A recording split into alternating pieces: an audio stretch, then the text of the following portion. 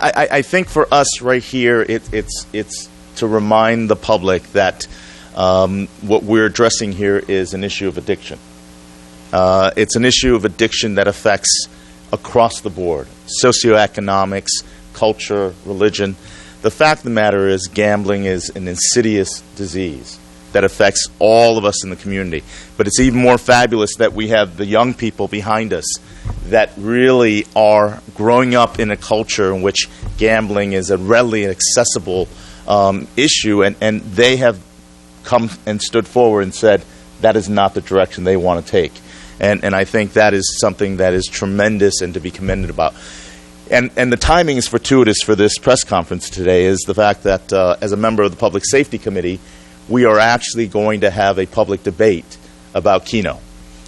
Keno is a benign, seemingly game in regards that it's similar to the bingos that you and I see in churches.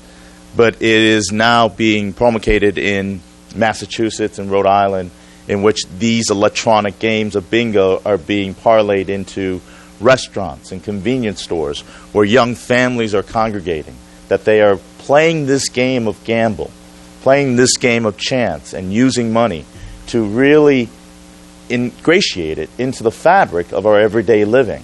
And I think that is something that the public and the legislative process needs to be engaged with. I think the second issue of debate that we're going to contemplate in this legislative session is the fact that we are looking to promote video slots, armchair bandits, arm bandits, or they call one-arm bandits, right? And being able to put that into communities of Bridgeport, New Haven, and Windsor Locks in the off-track betting locations. That is something that has not had a public vetting. We have had a task force that is going to recommend that, and that is a serious point of concern as well. Number three is a real concern where online gambling has been promulgated into our community. Even though it is quite illegal in the state to have online gambling, the fact of the matter, plain and simple, is we actually have advertisements in our local Connecticut radio stations promoting online gambling. And the problem is when we talk about addiction, these things occur in the privacy of people's homes, the lure of young people into a game that they're familiar with.